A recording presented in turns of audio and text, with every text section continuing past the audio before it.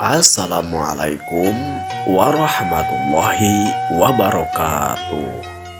Wilujeng patepang sampurasun ka sadayana. Mugia urang sadayana aya dina panang payungan Allah Subhanahu wa taala. Dimudahkeun dina mirik rizkina kahatut dibarokahkeun. Amin. Urang lajeng deui hanca carita dongeng Sunda dina judul Rusiah Pasir Demit bagean ka 23. Mangga ka sadayana caraketan.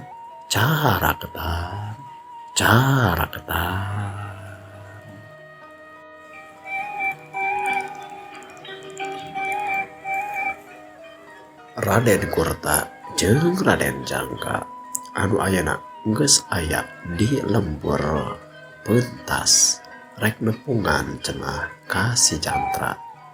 Harita teh si Jantra jeung Kang Loka malahan mah dibaturan oge ku Kang Barnas teh keur aya we di hareupeun imah Kang Loka keur ngaso harita teh bobohan cenah karak balik pisan di sawah biasa we ngurus kana tatanem. Sakumaha kauninya si Jantra katut Kang Loka keur ngeureuyeuh cenah. Ngeureuyeuh bari dikreuh ngurus deui kana hartana Kang Loka anu asalna sok diganggu teh ku siluman. Sanggeusna ieu Raden Kurta jeung Raden Jangga silih tanya cenah silaturahmi silih bagyakeun ti dinya. Nu pangkalana ngomong teh Kang Barnas. Adohnya doh kurang teh doh rasana teh bungah kitu tah reueus. Sok aya nyebut teh bangga ari bangga mah nya. Berat kitu nya lamun bangga mah. Bangga lamun bahasa Batawi mah. Tapi ban geuningan anu bener mah geuningannya dina bahasa Sunda mah reueus kitu tah. Aduh lah ieu anjeun Barnas. Nah ngomongkeun bangga ujung reueus, nya reueus mah reueus we. Kan lamun arek anjeun make bahasa Betawi meureun nya bangga meureun tah. Kan lamun dina bahasa Sunda mah bangga teh pan meureun tadi berat teh. Atuh kan kuring teh pan hayang nyarioskeun eta hungkul kitu Kang sok poho sok pabulit tah. Padahal mah lain bangga di bahasa Sunda mah tapi nareueus terus naik naon atuh ngabangkong teh anjeun teh ieu teh yeuh. Nya Kang maksud teh yeuh Kang duh make ngaganggu jadi kapohokeun tah nya. Udah anjeun tadi panjang teuing pake ngerangkeun antara bangga ujung reueus ieu teh da. Anjeun mah kehola atuh Kang pan kieu tah nya. Urang teh tah nya ngarasa reueus yeuh. Pernah kesareng aden yo menak tidak yo tah gitu tah maksud teh. Dua lah yo tapi nya oge nya beunannya da ka urang mah jarang-jarang aya menak atawa aya jalma tidayu komo teh ka gundang ginding lu gundang gandang ginding lah gitu teh nya gandang ginding lah. Gindingan lah gitu tah mau sabodel kieu gitu tah. Nya ngamaklum beuneuh panginten nya aden yo gitu cenah. Jeung Kang Loka teh tidinya Raden Jangga cumarita. Ari akang ari masalah reueus mah eta mah meureunan kurarasaan sareng deui dah kuring mah kadieuna oge sanes arek mentongkeun kana kaahengan ti dayeuh. Tapi malahan mah arek mindang saraya ka urang lemur bahasa kasarna mah. Tapi sanes arek ngahinakeun ngan ieu mah hoyong nyaluyukeun kana pamadegan kana istilah nama hasil pamikiran. Sabab di henteu-henteu ge urang teh lamun arek dilenyepan mah keur istilah nama dina kaayaan susah kitu tah. Nya anu kaemutan ku abdi sareng pun rai ieu Raden Kurta urang teh keur kakeunaan istilah nama meureunan naonnya karerpet gitu tah. sabab sakumaha anu karaos panginten di dieu oge sareng kauninga katut karunggu yen di rahayat atawa di masyarakat kadang warga teh mah nuju kaayaan harengheng sabab seueur cenah korban jiwa anu ilang ti lemurna tapi ujug-ujug kapanak tos jadi layon tah eta oge atos karunggu oge kadayeuh jadina kuring sumabaka ieu lepi lemburan teh arek nepangan utami nama meureunana hayong silotarahan silaturahmi ieu ka Ujang Chandra jeung Kang Loka nya kadua nama hayong kabadamikeun perkara anu dimaksud nu dicarioskeun ku abdi bieu kitu cenah ceuk Raden Jangka teh ngomongkeun kana pamaksudanana sumabaka pilemburan.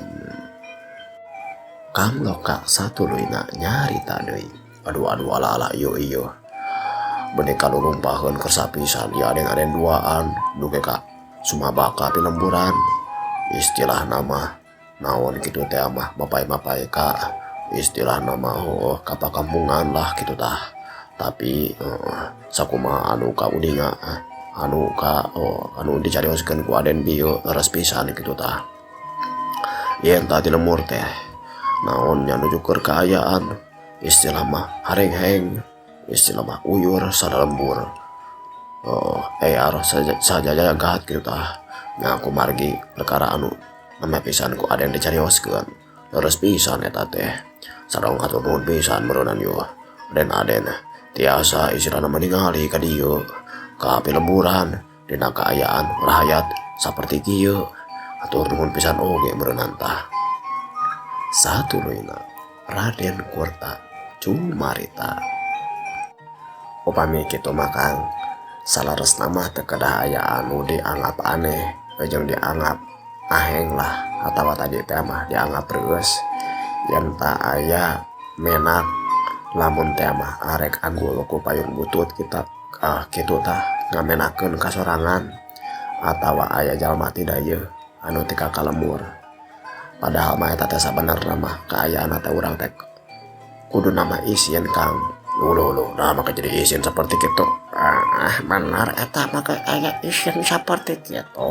tah ceuk si Barnas teh deui satuluyna Raden Kurta nyarita deui nya maksud abdi mah teu kudu aya anu jadi aheng teu kudu aya anu jadi matak leueus yen aya jalma ti kota atawa menak tika merhatikeun ka rakyat atawa istilah nama lamun dibahasakeun anu ieu mah ngajawabna mah kirang merenah teh mah ya anu mere perhatian lah ka hamba rahayat atawa ka kadang warga nah eta dina istilah nama eusi nama mere bantuan atawa mere pitulung nah aku perkara bantuan atawa pitulung perkara harta atawa perhatosan sapertos kieu teu aya anu istilah nama cendak nama ulah jadi aneh sabab panginten ari karepet atawa masalah mah lain ukur aya di rahayat di kampung atawa di dayeuh kadalah istilah nama ka anu dimaksudna menak atawa pajabat oge gegeden atawa dalam oge sok aya karepet atawa katugenah hate atawa nu jadi emutan mah malahan mah kasusahna rakyat teh kudu janten kasusahna oge para menak atawa para gegeden jadi ulah aya nu jadi aheng samangsa aya pajabat aya dalem atawa aya raden tika merhatikeun teh sabab eta mah sabenerna mah tugasna sareng kewajibanana jeung kudu kituna we deui dari masyarakat mah anu kudu didedeung ku anu jadi pamimpinna atawa anu istilah nama tadi teh ya anu jadi kapercayana nyaeta menak teh tidinya Raden Jangka nyarita punten Rai Kurta Akang ngiring cumarios. Nah, mangakang nya panginten kieu. Inti nama teu aya anu jadi aneh sabab kadongkapan kuring ka dieu ka ieu tempat. Tapi istilah nama tos jadi tugas atau geus jadi pancen ka anu jadi istilah nama menak atau istilah nama gegeden di negara atau komo ayeuna kuring jadi punggawa ti kabupaten anu kedah ngamankeun atau ngaluluguan karena keamanan di masyarakat atau kadang warga. Malahan mah sawangsul mah kuduna teh jadi isin sabab kejentenan ieu teh make tika teu acan karengsekeun jeung istilah nama gegeden atau menak teh teu acan tiasa ngarengsekeun kana ieu permasalahan. Hartina mah lamun masyarakat aya dina kaayaan teu aman, hariwang, haringhang, tur aya kararepat, ta eta teh jadi bang maluh kana hate nya meureunna kedah nama sakaum sakumna para menak jeung para gegeden. Inti nama teu kedah aneh dongkapna kuring sareng pun rai ka ieu tempat kitu cenah ceuk Raden Jangga teh. Satuluina Kang Lokal nyarita deui.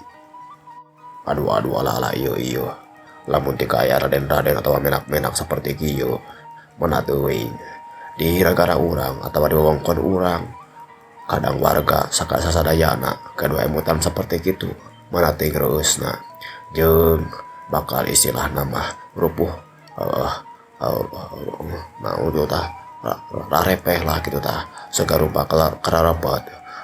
Sarang deui istilah nama karingrang kanu jadi warga teh berenang aya anu ngemutan kudu langkung istilah nama ngagaduhan kakawasaan gitu tah eta oge anu hoyong ku abdi dilaksanakeun sareng deui da abdi mah sanes pajabat sanes menak atawa gegeden anu nya gaduh pangkat luhur anu ukur saukur punggawa ka tempat ieu teh. Ari perbah kitu nama ku akang oge kaharti. Terus kumaha atuh ieu teh pamaksadan anu saleresna. Raden Jangga satuluina nyarita deui. Nya sapertos anu ku abdi bieu dicarioskeun hoyong terangkana kaayaan rakyat utama nama Datos Karungu malihan mah karungu kitu ti kadayeuh oge. Malihan mah kuring teh hoyong mindang saraya ka akang jeung ka Cep Jantra da anu katingali ku abdi mah perkara ieu bakal bisa karengsekeun ku gawe barengna antara sakumna kadang warga henteu cacah henteu menak henteu warga anu aya di kampung atawa di dayeuh. Sadayana kudu silirojong, kudu sabilulungan, kudu ngahiji beungkeut kawas istilah nama sapunyere teh mah lamun hiji teh mah atawa sanyere kitu tah moal bisa nyapukeun sasapu anu saestuna kajaba lamun dibeungkeut ti kaya ratusanana tah sabeungkeutan eta anu mudah-mudahan jadi tarekah leungitna sagala rupa kararapat jeung karingrang ti kadang warga kitu tah Kang. Istilah nama lamun arek diringkeskeun mah hoyong istilah nama meureunana urang silih rojong silih bantu gawe bareng dina ngarengsekeun ieu sagala rupa anu jadi kararapat ti kadang warga kitu tah Kang. Aduh alah ieu kartos pisan eta teh.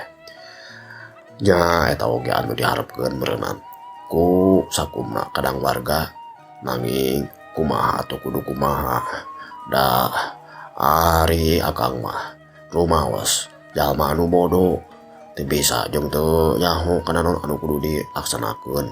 Tapi nya ari kaayaan saperti kitu mah istilah nama rakyat mah atawa kadang warga di dieu oge geus ngaikhtiaran ujung geus nyieun alpukah gitu tah jang ngalaksanakeun atawa ngaleungitkeun eta perkara anu diringrangkeun teh kalayan ku jaga malam kalawan ngarona sareng ikhtiaran ku perkara-perkara sejenna. Tapi geuningan ieu teh karepet teh istilahna masih keneh kitu tah aya meredan laras tadi oge saur Aden kedah aya istilahna mah gawe anu rancage kudu singar artina mah saimbang kitu tah antara ikhtiarna nu di luhur jeung ikhtiarna nu di handap, antara para menak jeung kegeden jeung kadang warga jeung cacah kuricakan kitu tah. Sok atuh ayeuna ku Aden jeujeukkeun kuring ieu akang sadayana anu aya di lembur kumaha carana ieu ngarengsekeun permasalahan atawa ieu karepet kitu tah Den. Satuluyna di eta riungan teh badami weh cenah supaya kumaha carana ngarengsekeun kana keamanan utamana mah kana anu keur kajadian lobana kadang warga anu ilang atawa leungit tur kapanggih geus jadi layon utamana mah akibat berenang tina alpukahna gan widura anu neangan tumal tea neangan parawan jang naikeun kana elmuna. Cag urang tunda kaayaan di lembur pentas utamana mah Kakang Loka, Raden Kurta, Raden Jangga sapara kanca urang caritakeun kaayaan anu tos lila teu kacarioskeun nyaeta kaayaan di Pasir Demit. Urang nyaritakeun si Lewu titisan Raja Siluman si Lewu anu surup sumanding tea ka budak umur 12 tahun. Kakocapkeun di Pasir Demit si Lewu anu geus nitis ka budak umur 12 tahun teh dina ilmu kanuragan kadugalan ilmu kasaktena oge geus tumplek cenah geus turun kabeh ilmu ti Kipalang mah diserep langsung ku si Lewu. Malahan mah ayeuna teh keur karak pisan beres tina nyipuh sagala rupa ilmuna. Dina hiji waktu kacaritakeun harita teh pasosore di Pasir Demit si Lewu jeung Kipalang keur diuk we di tepas hareup cenah imahna. Kipalang di Pasir Demit tea karunu Kipalang nyarita. Tiko eta teh agen Lewu sakumaha nu ku Aden geus ka dia geus diajar ayeuna ngananya nguyukkeun ilmu Aden. Ayeuna ilmu Aden geus sampurna kabeh kanyawa geus dipikeun ku Aden. Malahan mah geus disipu sagala rupa. Ayeuna geus waktuna Aden kudu ngasah kana eta ilmu ujung naekkeun kana ilmu Aden. Nah, bener pisan eta teh. Kuring oge geus ngarti ari palebakeunna kitu nama. Sok atuh ayeuna saperti kumaha anu kudu dilaksanakeun ku kuring teh aki-aki pewat. Ya, eta Aden ulah nyebut aki-aki pewat wae ka aki teh. Cukup wae aki hungkul atuh lah make pewat sagala rupa. Lamun nyebutkeun ulah nyebutkeun aki pewat teh mah eta lamun kitu mah bakal panjang deui sok we omongkeun kumaha ayeuna anu kuring kudu dilakonan. Wah, oke lamun dicaritakeun panjang-panjang teuing mah jadi pikeun panjang. Hokeun atuh eta mah. Wah aki-aki angatun teu aya naon lah. Tapi aki yo urang balik deui kana anu rek dicaritakeun ku aki. Amburu atuh sok caritakeun. Oh nya kitu.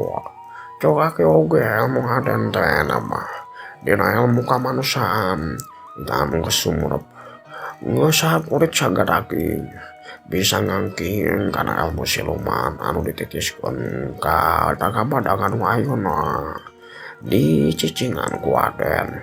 Nya tau si ieu ayeuna anu jadi si Lewu. Terus kudu kumaha? Tah ayeuna Aden tinggal kana ngasahna.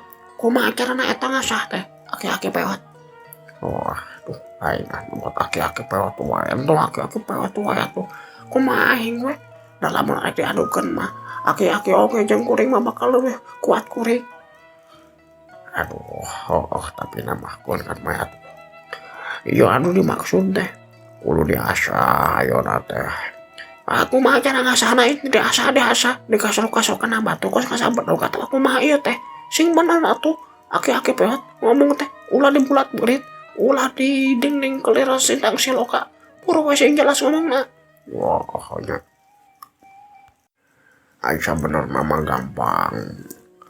Nya aden nantang jalma wae. Anu bisa diajakan gelut ku aden. Sabab tong dikira jalma-jalma teh bogaeun pangabisa eta teh. Tapi lamun ku aden aik dijaek di papayan bakal kena tanggal jeung bakal loba jalma anu parlaya. Padahal eta lain tujuanana. Jeung aden bakal leungit kana tanaga aden. Kudu kumaha atuh sok buru. Tak aku lantaran gitu. Aden geus uning aya kumaha carana nulungan kana kamampuan jalma-jalma anu kira-kira bogaeun kasaktian mah bisa dijajal ku aden eta teh. Supaya boga pengalaman kumaha carana jelema gelut atawa ngagunakeun kana ilmu kanuraganana. Kitu eta teh aden. Bener pisan karti ku aing oke. Wah, teruang aing padahal mah aden teh. Ya kumaha aing we. Kapan aing teh meureun jalma jahat. Kudu ngomongna kumaha aing we meureunnan. Wah, gawe atuh kumaha aden wae eta mah. Ieu aki-aki peot. Pan ojek aki-aki peot geuningan. Yan goreng teh kudu nungguan heula anu disebutkeun ngaranna. Si eta Gan Widura. Tapi eta si Gan Widura teh geuningan teu balik keneh wae. Teu datang deui keneh wae. Ngadenge macet di jorang ku si jantra-jantra kitu. Tika manehanana teu laksana ngalaksanakeun neangan tumal tapi masih kan dijalankeun sabab encan batal ari laku lampahna mah ari pamaksudana nama eta teh. Ku kituna muron aden kudu neangan ka eta Gan Widura sabab anu kurenyahuan ku hakim mah geus teu cicing deui di lembur Cibodas sabab di imahna cenah geus dikepung wae ku kadang warga sabab geus kaamueun yen ieu Gan Widura teh ngalampahkeun neangan tumal anu ngajadikeun budak-budak parawan rareueuh teh. Oh jadi kuring teh kudu nulungan si eta nya si Widuranya. Sanes nulungan muronan tapi dalam dina kataekanana eta si Widura kana ilmuna kapan eta teh keur nyaluyukeun kakuatan siluman anu aya dina diri si Widura.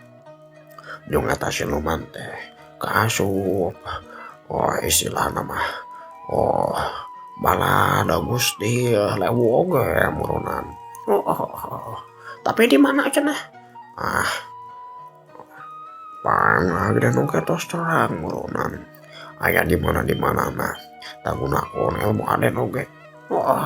Tapi teh kamari we kuring teh geus sareng ngalaksanakeun eta. Tapi ku aki diulah-ulahkeun wae. Nya syukur ayeuna geus teh dilaksanakeun. Atuh kuring arek ngalaksanakeun ayeuna keneh oge. Kumaha tah beunang teh aki geus waktuna can. Upami kitu mah mangga teu langkung aden. Ayeuna mah ngantos waktosna jang asa ilmu. Tapi ulah waka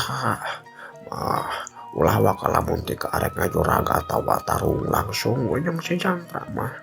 Sabab kakuatana can kaukur. Aden oge panginton langkung ningna. Nuhun atuh kana papatah ti aki peotnya. Sami-sami aden.